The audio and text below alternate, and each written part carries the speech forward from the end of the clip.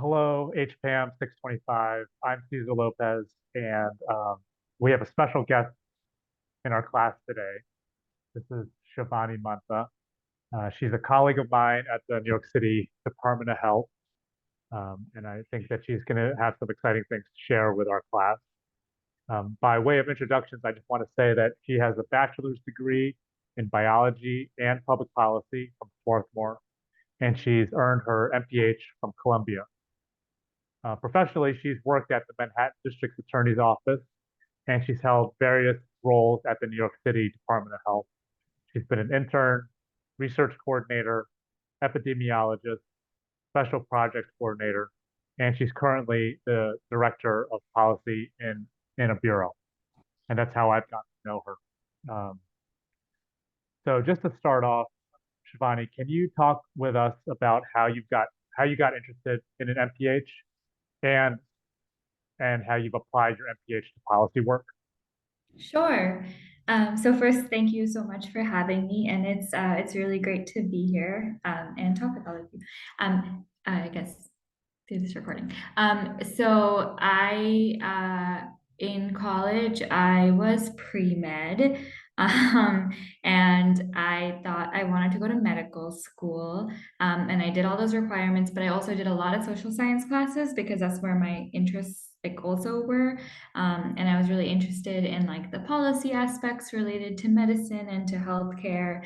And I got, I interned at the health department actually in the Bureau of Alcohol and Drug Use while I was in college, where I really got an exposure to public health, and specifically the role of epidemiology and public health surveillance in driving our understanding of different health policies and like the needs for health policies. So I pretty early on in, I guess, this is after my junior year, but I got that like exposure to that nexus between public health and policy and the role of local health departments in driving policy, which was just like really exciting to me.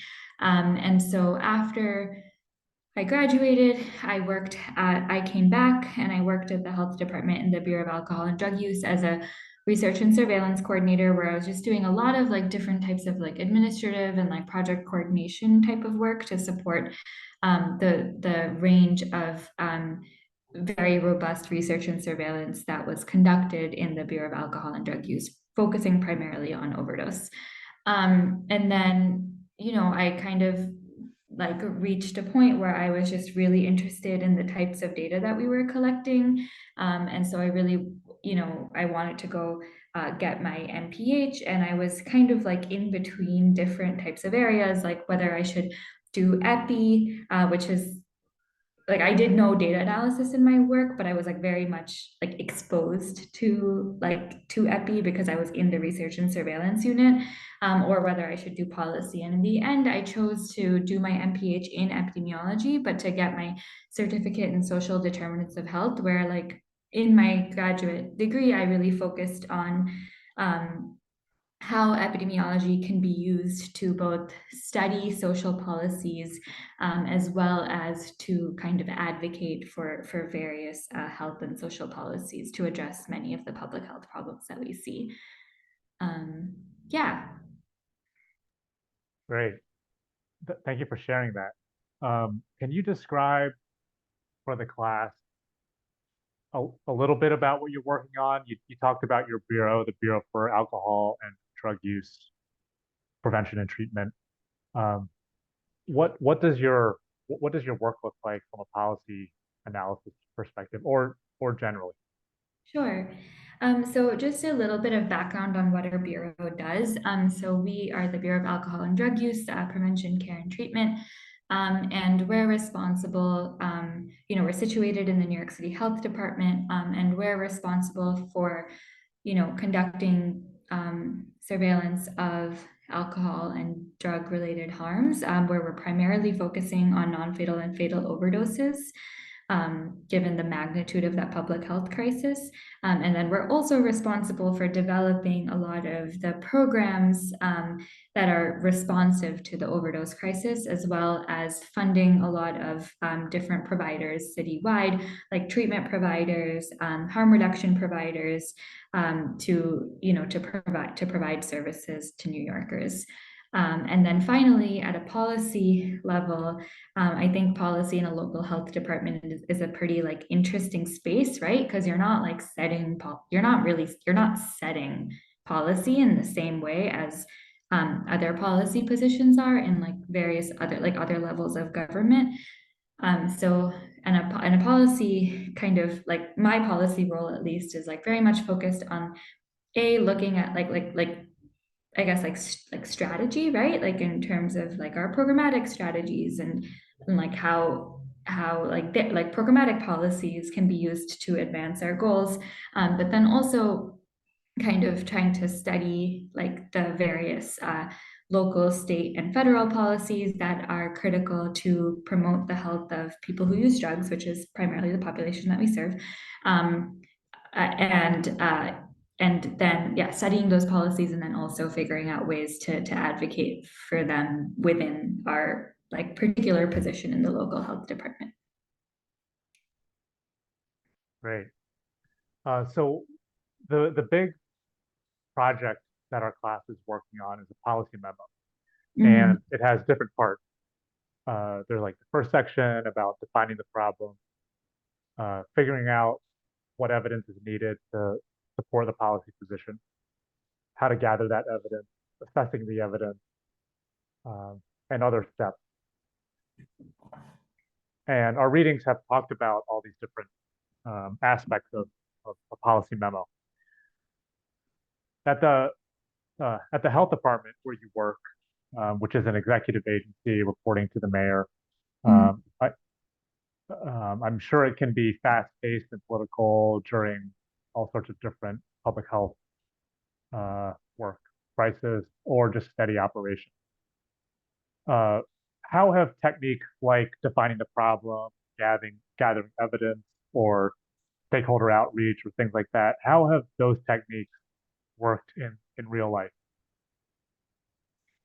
Yeah, I think that's a great question. I mean, I think that specifically from within a local health department, like a lot of those different components that go into a policy memo should really be like bread and butter operational components of of your bureau or like wherever you work in a local health department, right? So, for example, in our bureau, defining the problem, like we have our research and surveillance team that's really dedicated to defining the problem of like let's take overdose, right, in New York City. So that means like what is the magnitude of overdose deaths in New York City, what are the inequities that are experienced in the burden of overdose, like by neighborhood, by race, ethnicity, by socioeconomic status, and various other groups, right?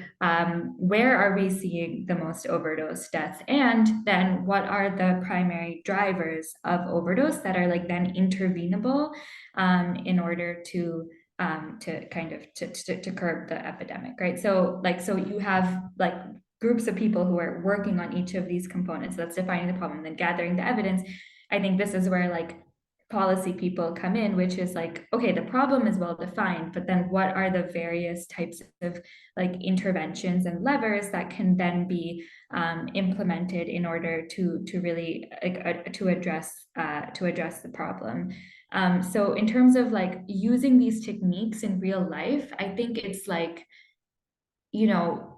being able to work across your bureau. I mean, that's where we work, right? We work in a bureau. So working across our like very large bureaus to be able to pull the information that's required and then making it really specific to the types of policies that you're trying to advocate for. So for example, a policy that we have been advocating for a very long time, and we're, successfully able to launch with our programmatic partners, are overdose prevention centers in New York City. So this is something that came out of years and years and years of grassroots activism, as well as, like a lot of research from like academics and public health researchers and public health professionals at the health department.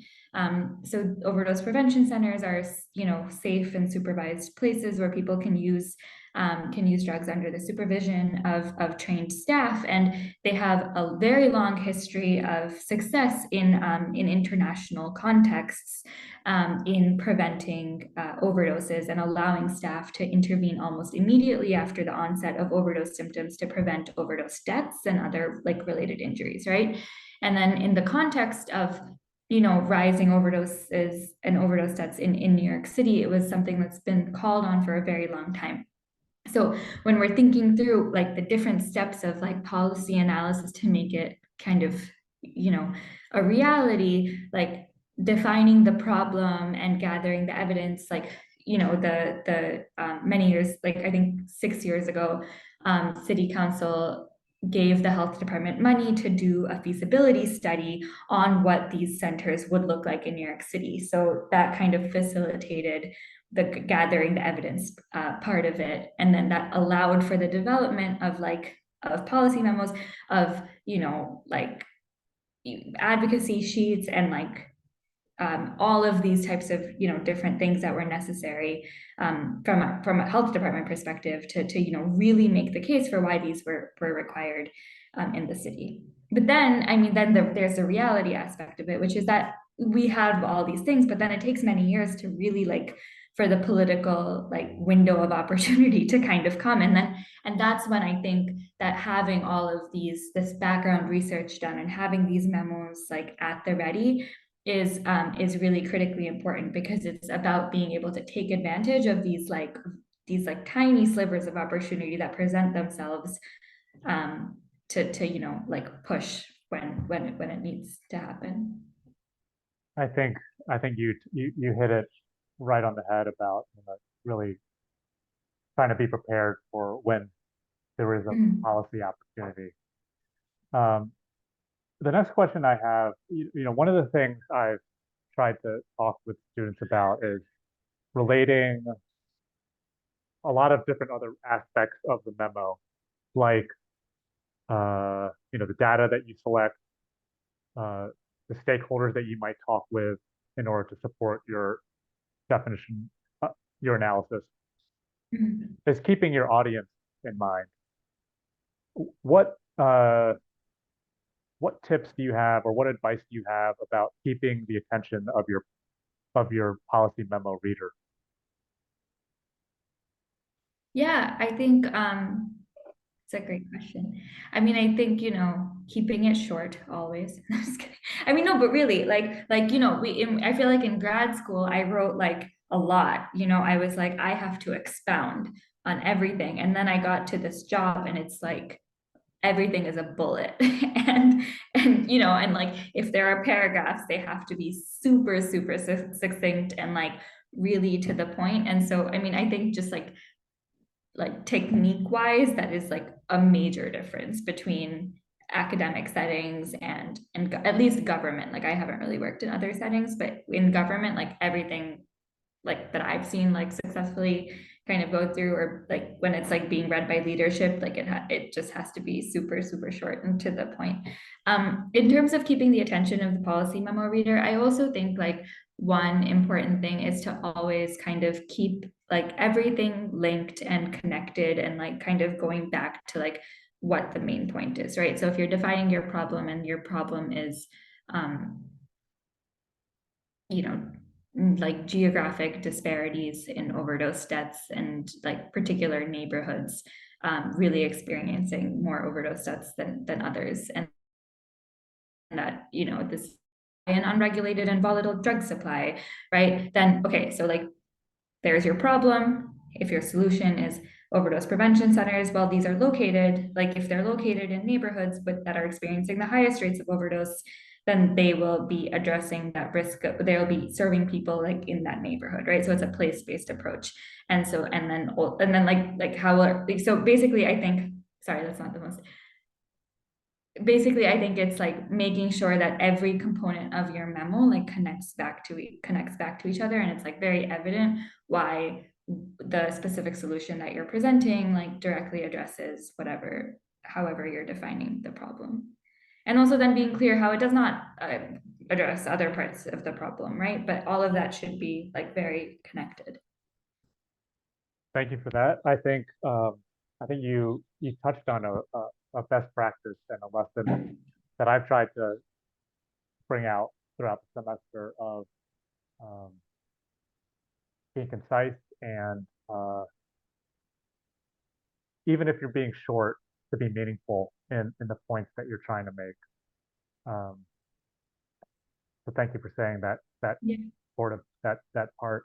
Um, you also kind of teed up a little bit of my next question of I think it could be easy for a person who's doing policy analysis to go on and on and on about persuading and persuading and persuading.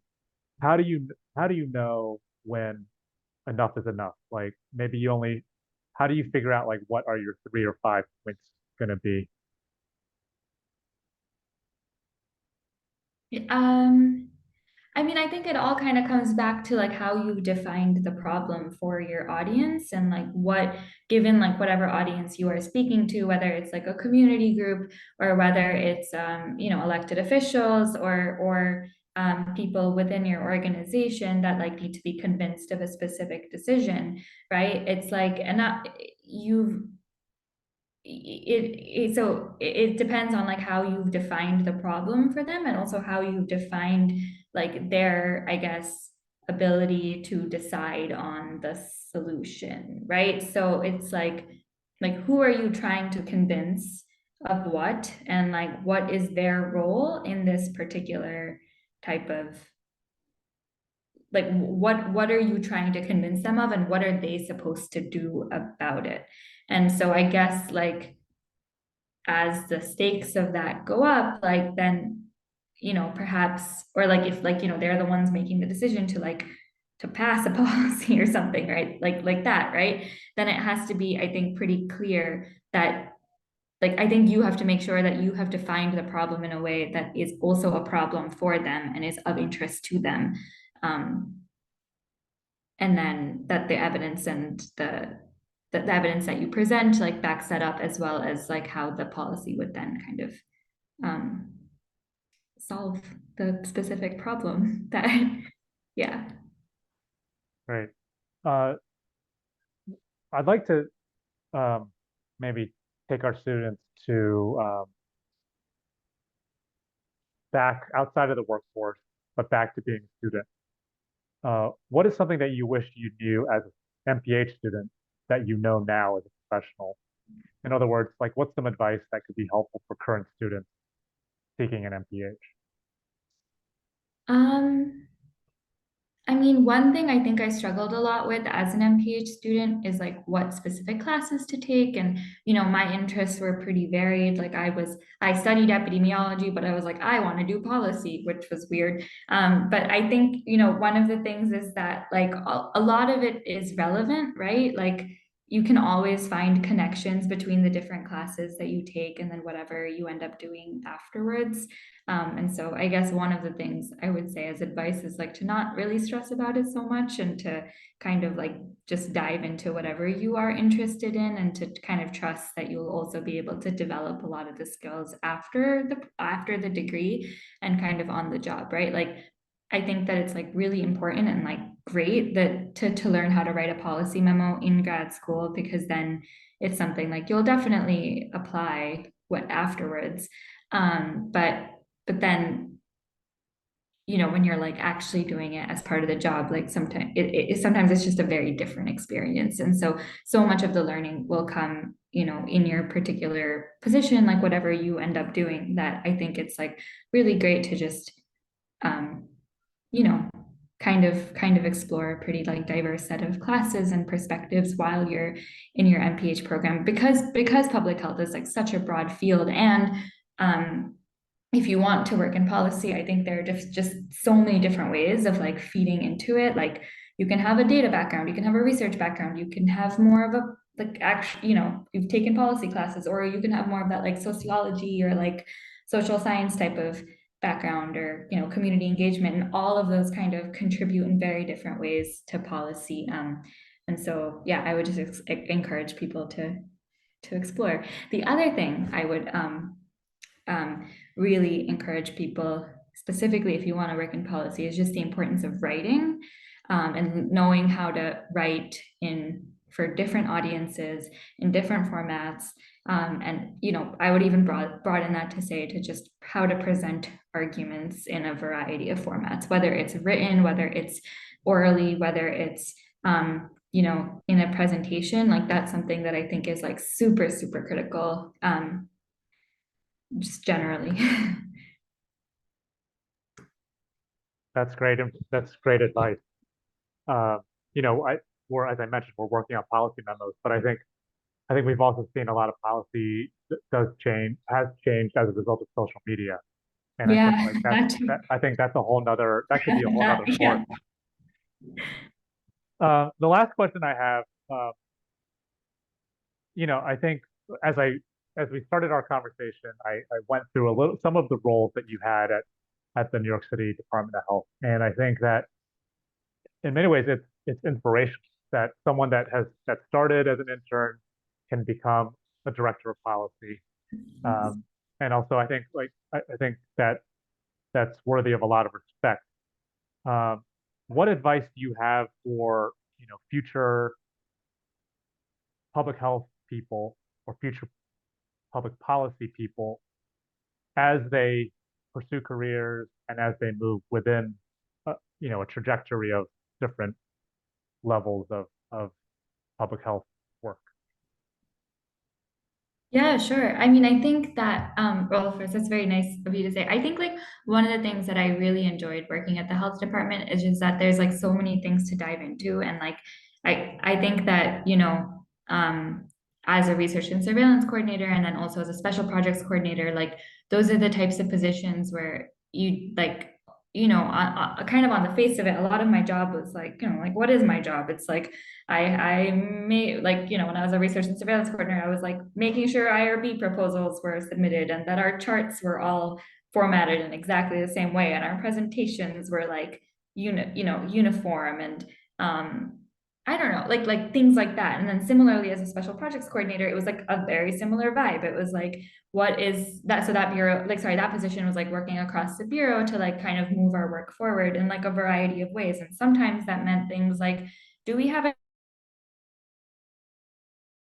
and like where are the notes and what are the follow-ups, and then sometimes that meant being able to like develop proposals. And so I guess the point I'm trying to get at here is that having those like kinds of jobs where like I was kind of both responsible for like a lot of like organizational, what seems like kind of like you know I don't know, like might what on its face be boring, really gave me a ton of exposure to like what was going on across the bureau, and like gave me the ability to like really dive into a lot of things just by proxy of like because I had to like read through a ton of slides and make sure they were formatted correctly, right? Like, but like that gave me a lot of exposure to like a lot of information and content, and like also a lot of room for growth to then develop expertise and then kind of build on that. So I don't know if that made sense. And I think I also like jumped around between a lot of different types of jobs. So like doing those like project coordination type. So what started off as like, like basic coordination, and then moved on to like more project management as I, really got into the work, and learned it, and like uh, met different people across the bureau and made connections and like really strong relationships with them so then I was able to like move that into project management. But then I guess I had the epidemiologist role, which was like this totally different thing where it was more, like staring at data and like trying to dive into a particular problem and like really do a lot of research, and like a more traditionally research role. So I guess what I'm trying to say is like I think trying on different roles has like really helped me figure out what I want, and also just kind of like build experience and knowledge in a particular in a particular area that's then like all of it has been so helpful for me and in my new job as a director of policy. So I guess to sum it up, what I would say is like you might think something is irrelevant to what you want to do later, and anything where you're like able to get exposure to cool things is always I think good.